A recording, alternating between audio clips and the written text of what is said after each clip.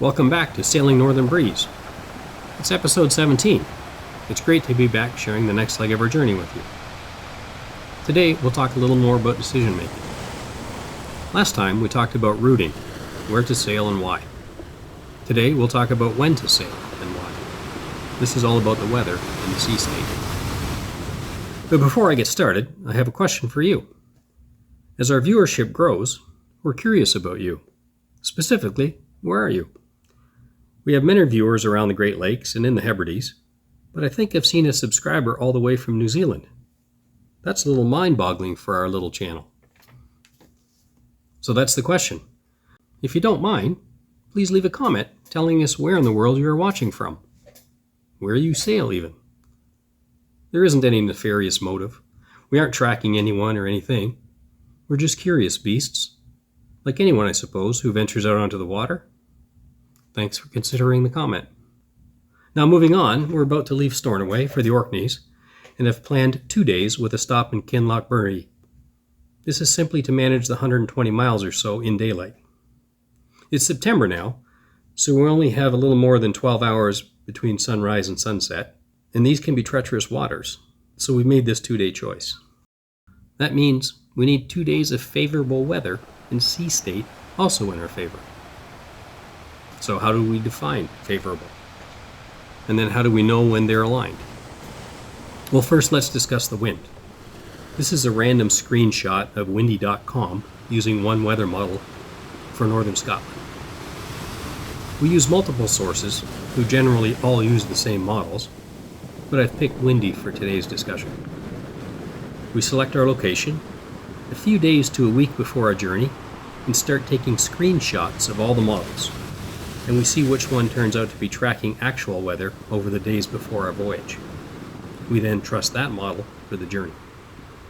Which model is the most accurate changes by location and by date. Sometimes ECMWF is the most accurate, sometimes GFS, and so on. The O'Kellys also explained this process of watching the weather models in one of their recent videos, so you might gain something by watching them also if you're interested in this topic. We also ask on the docks. Local knowledge is paramount. What do the other sailors use? What do the fishermen use? By the way, if the fishermen aren't venturing out when their livelihood is at stake, neither are we. In Nova Scotia, for example, the lobster boat beside us only used Environment Canada forecasts, nothing else.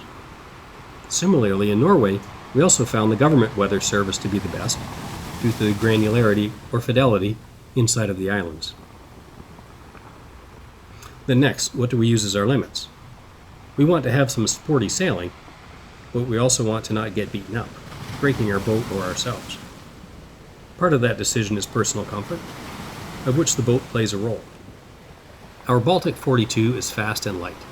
At only 18,000 pounds, she moves with light winds, but the downside is she moves sharply with wave action also.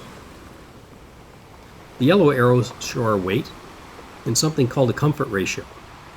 This 24.6 comfort ratio has many inputs, but weight is one of the biggest. Also, note the green arrow showing our hull speed, which is 7.9 knots. That's typically the fastest this boat should normally go with the best winds and the best conditions. Now I'll show a comparison to another YouTuber that you may know of. The crew on YouTube channel, Sailing Fair Isle, are sailing a Hans Christian 48. It's a longer, heavier boat. They are 44,000 pounds, so their comfort ratio is 45.7, nearly double ours. They need more wind to match or beat our speeds, but they do it with a lot less bounce. Their boat's hull speed is 8.6 knots. As compared to ours, they can go about 0.7 knots faster, so have a bit of an advantage over there, but they need a lot of wind to do it. While we'll move quicker in light winds, they can potentially move faster, and certainly more comfortably in higher winds and sea state.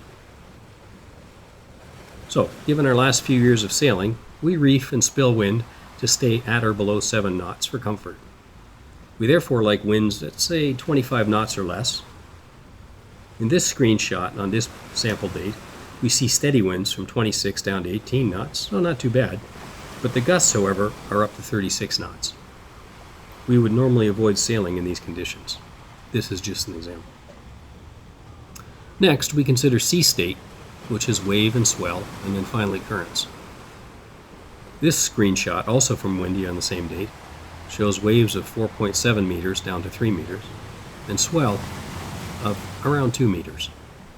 We typically choose to sail with these figures at 2 meters or less. We also see the swell period of 8 to 9 seconds. That is quite pleasant. Anything above 7 seconds is quite comfortable on our boat, and we avoid queasy stomachs.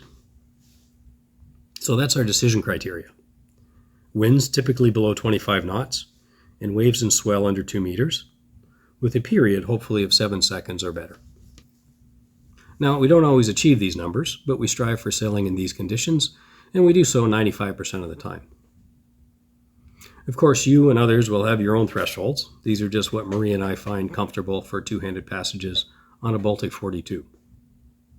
For our journey, we need weather that looks like this for 2 days. And on September 7th, we find it. We only had to wait in Stornoway for 5 days to find this weather window, which is pretty good for September. And thankfully, it was very nice. The first leg, 48 miles, was mostly very nice sailing, motoring the final stretch into Kinlochbervie.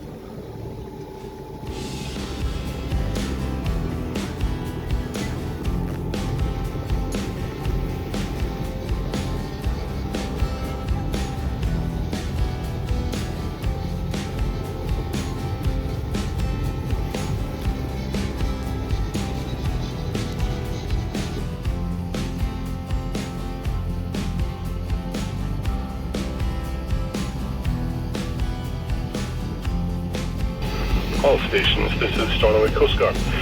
For the Maritime Safety Information broadcast, listen VHF channel 10, channel 10, and MF 1742 kHz, MF 1743 kHz. This is Stornoway Coast Guard.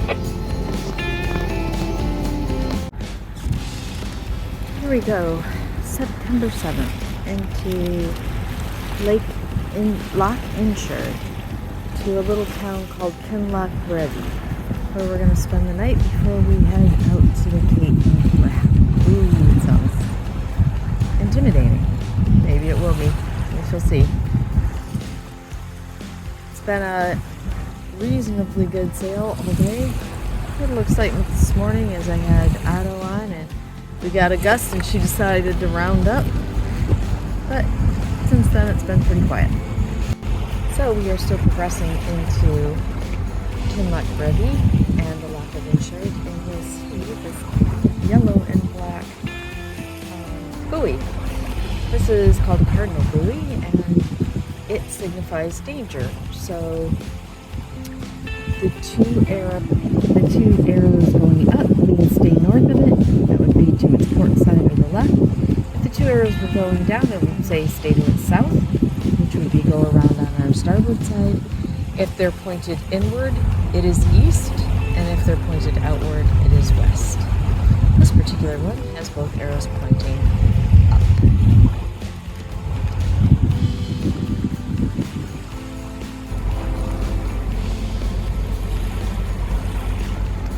I'm sure the town will be lovely. This seems a bit barren. But the sheep seem to like it. It's not too barren. Close-up of the cardinal buoy.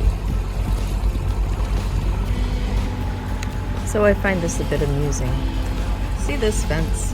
These fences exist all over Scotland. Now, first of all, I wouldn't want to be the guy who had to put that fence in, because it doesn't look like there's a whole lot of dirt, soil, whatever you want to call it. It looks pretty much like rock. Secondly, yes, there are sheep here, as there were sheep on the other side. But really, out here in the middle of uninhabited land for miles and miles and miles, do we think it's worth it to put the fence in?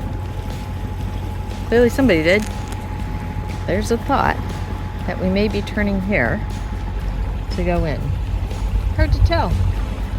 Time will tell. We'll see you back here.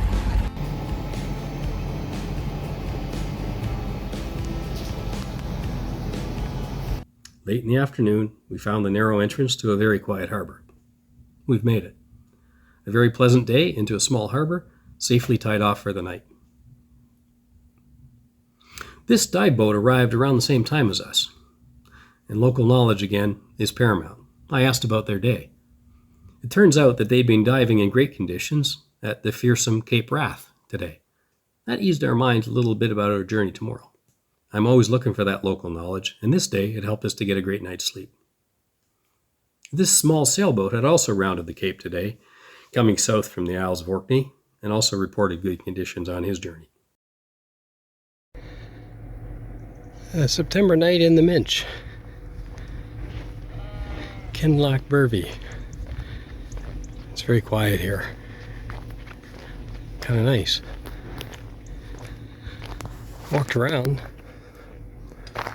looking for a harbor master, harbor office, anything, but I think since we got here around 6 p.m. we missed those guys.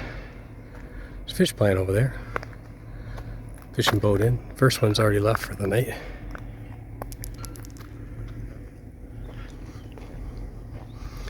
Should be pretty peaceful. This is a well-protected harbor. So between those rocks is the exit out to the Minch, and this is Inloch. I'll look it up. And then within here is a little harbor. Room for 3 visiting boats. That guy came from where we're heading. He came around Cape Wrath today, said it was good sailing. Before that he came from where are we going? From the Orkneys. Stromness, and that's where we're off to next. Tomorrow, gonna be a long day, leaving here 5 a.m., 5:30 at the latest. Because it's gonna be 70 miles, 14 hours, depending on seas. Might be 12 hours, might be 16 hours. We want to get to the other end before dark. Because it's a new harbor again, and I don't like going into new harbors for the first time in the dark. So we'll get an early start and try and make sure we get there. Sunset is at 8:30, so we probably got till about 9:15 to get in there before it's really dark. So leaving here at 5:30 gives us lots of time. Fingers crossed. Weather forecast looks good. Currents are against us a little bit, but only half a knot as we go around Cape Wrath. And then we should have a good run into Stromness in the Orkneys. Ciao. The next day began early. We have 72 nautical miles to go. We conservatively plan for 5 knots of speed and hope for 6 knots or better. 72 miles at 5 knots will be 14 hours, and we don't have that much time between sunrise and sunset. So we leave before sunrise, at first light, underway by 5:30 in the morning. With our incoming track on our chart plotter, the risk of grounding is low as long as we stick to that line on the plotter, even in the low light. So it's September 8th, and it's 5:44 in the morning, and we are leaving Kinlochbervie to make it to the Cape of Wrath this morning, hopefully by 8, and then all the way around to Stromness. It's going to be a long day. We begin our passage with favorable winds, and we expect the same 2 hours later when we're scheduled to reach the Cape. And we weren't disappointed. The winds were about 15 knots, the sea was a little less than a meter, and we had slack tide. Our 3 independent variables had aligned. Wind, sea state, and currents all made for a great day. We first sighted the Cape 2 hours out at about 7:45. And that is Cape Wrath, the northwest point of Scotland. And it has a reputation of being difficult. But we've waited for pretty calm weather to go around there. It's going to be uneventful is the plan. Perhaps boring, but I'd prefer that over frightening and hair-raising, at least today. It's 7:46 in the morning. We left the dock about 5:30, and we should get around that point and out the other side by 9. And then it's a run to the Orkneys, hopefully on a reach instead of this downwind stuff, which is difficult. Rocking and rolling. We rounded the cape 45 minutes later and sighted eastward, resetting our course now on to Stromness.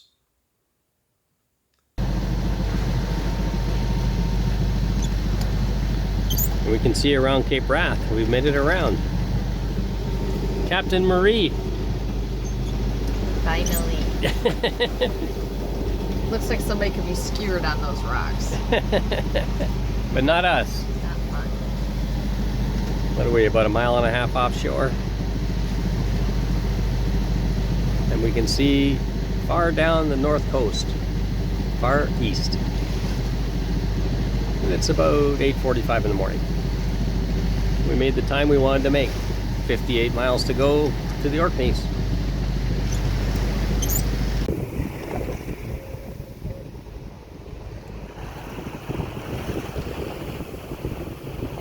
Here we are, September 8th, 2023, approaching the Orkney Islands of Scotland. Woohoo!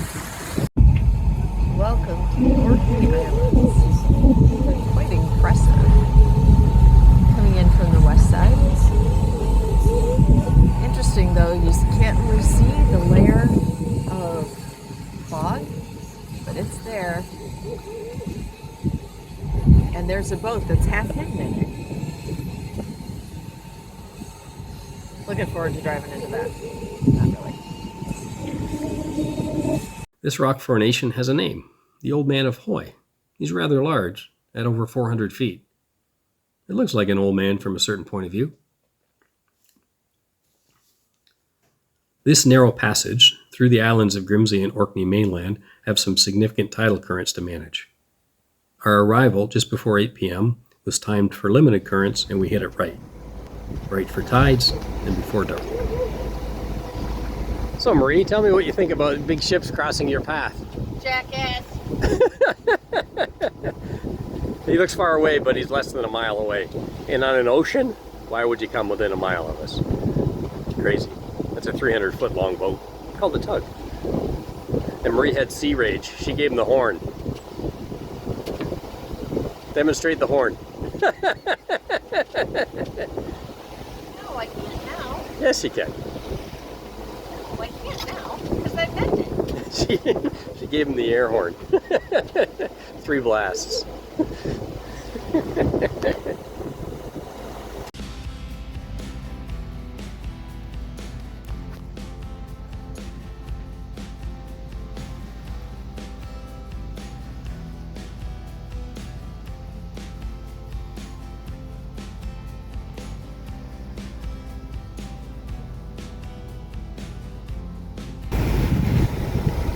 Well, here we are, September 8th, coming into the Orkneys. Stromness is the town, and it seems to be very pretty. It's been a challenge getting here today. We started at about 5:45, and now it is about 8 o'clock p.m.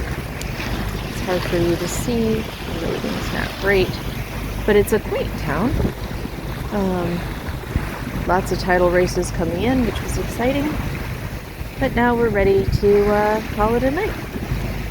Welcome to the Orkneys. We've done everything well today. We made 72 nautical miles around an imposing Cape Wrath, through the tidal races into Scapa Flow in the Orkneys, with good sailing weather and in daylight. Good planning and good luck served us well today for the nearly 15-hour journey from dock to dock. For the history buffs, Scapa Flow was the holding area for the German fleet during the surrender at the end of World War I. Fearing failed negotiations, the presiding German admiral scuttled the fleet here on June 21st of 1919, 2 days before the Treaty of Versailles was to be signed. 52 warships were sunk in this. Salvage work continues due to the nature of the steel on these wrecks, as it wasn't exposed to the nuclear age, and therefore has very low radiation and is used in sensitive instruments today. It's valuable steel.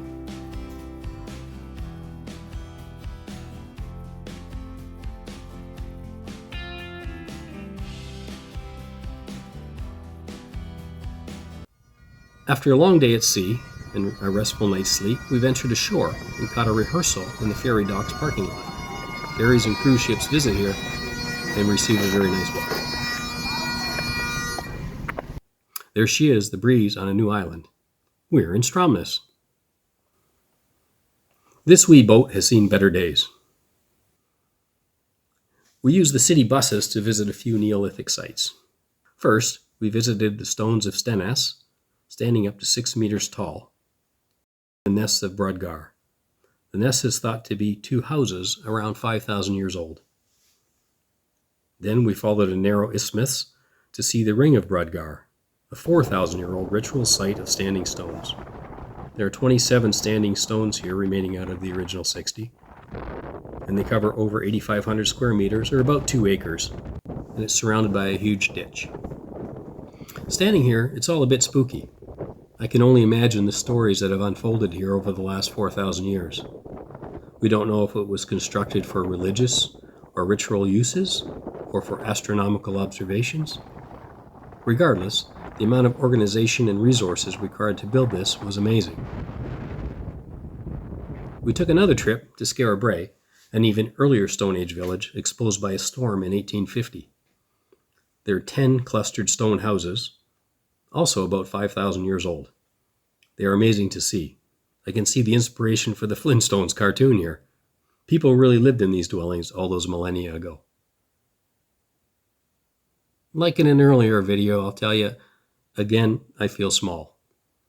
Thousands of years of history, and we're just living in one small speck of time.